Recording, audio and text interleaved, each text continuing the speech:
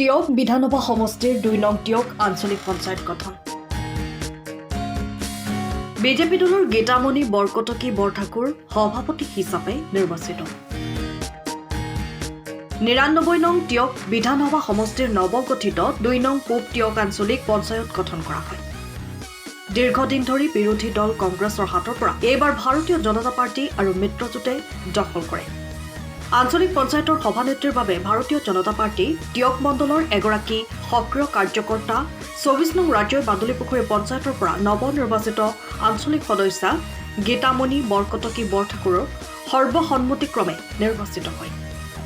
আনহাতে উপ সভানেত্ৰী হিচাপে মিত্ৰজোঁট অসম গণ পৰিষদৰ ২৬ নং কাকজান আঞ্চলিক পঞ্চায়তৰ পৰা নিৰ্বাচিত আঞ্চলিক সদস্যা ৰুমি চুতীয়া নিৰ্বাচিত হয়। টিয়ক মণ্ডলৰ তৰফৰ পৰা দুয়োগৰাকীলৈ আন্তৰিক শুভেচ্ছা জনায়। দুয়োগৰাকী প্ৰাৰ্থীক আদৰণি জনোৱাৰ লগতে সভানেত্ৰী গীতামণি বৰকটকী পোন প্ৰথমবাৰৰ বাবে বিজেপি দলৰ পৰা আঞ্চলিক পঞ্চায়তৰ সভানেত্ৰীৰ দায়িত্ব পোৱাত ৰাজ্যৰ বাদুলিপুখুৰী অঞ্চলত ৰাইজ তথা বিজেপি কৰ্মীসকলৰ মাজত আনন্দৰ উৎসাহ দেখা পোৱা গৈছে। শপত গ্ৰহণ আৰু সভাপতি উপসভাপতি নিৰ্বাচনী প্ৰক্ৰিয়াত পূব টিয়ক খণ্ড উন্নয়ন বিষয়া গীতামণি বুঢ়াগোহাঁই আৰু এগৰাকী অতিৰিক্ত উপায়ুক্ত মৃগেন নৰহ উপস্থিত থাকে। আচলতে কালি মোৰ এটা বৰ শুভ দিন। সকলোৰে সহায় সহযোগত মই কালি সভানেত্ৰী হিচাপে নিৰ্বাচিত হৈছোঁ।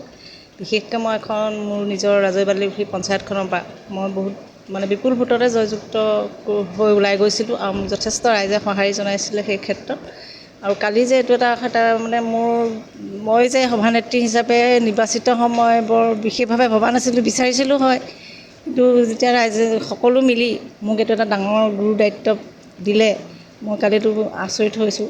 হ'লেও ভৱিষ্যত পাঁচটা বছৰ 5টা কাৰ্যকালত মই এই 10খন পঞ্চায়ত মোৰ হেৰিয়াত অন্তৰ্ভুক্ত হৈছে যেতিয়া মই 10খনকে সমভাৱে দায়িত্ব পালন কৰি যাব লাগিব এতিয়া। তাৰ বাবে অৱশ্যে 5খন পঞ্চায়ত মোৰ অকণমান বাহিৰত আগততো যোৰহাট সমষ্টিত আছিলে, সেইকেইখন এতিয়া মোৰ সমষ্টিত সোমাইছে।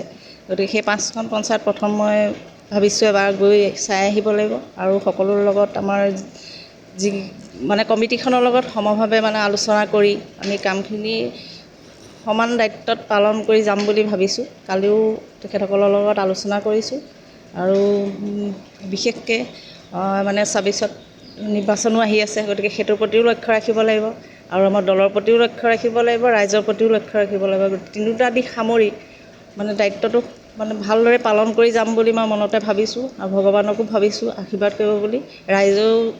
ৰাইজকো মই এই ক্ষেত্ৰতে ৰাইজকো ইয়াৰ দ্বাৰাই মই জনাইছোঁ যাতে মোক সকলোৱে আশীৰ্বাদ কৰক আৰু দিহা পৰামৰ্শ দিব বুলিও ভাবিছোঁ আৰু দেখুৱাই শুনাই দিব বুলিও ভাবিছোঁ। সেইদৰে মই আগবাঢ়ি যাম বুলি মনতে ভাবি লৈছোঁ।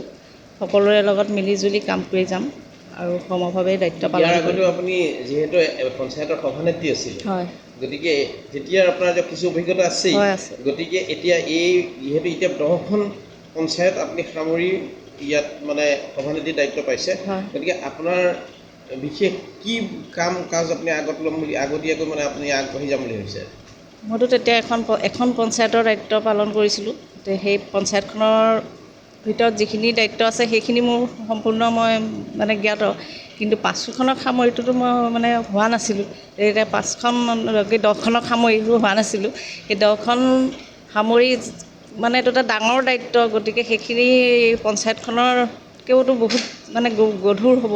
গতিকে সকলোৰে লগত সহায় সহযোগিতা মোক লাগিব, তেখেতসকলৰ লগত আলোচনা কৰি সমভাৱে দায়িত্ব পালন কৰি যাব লাগিব।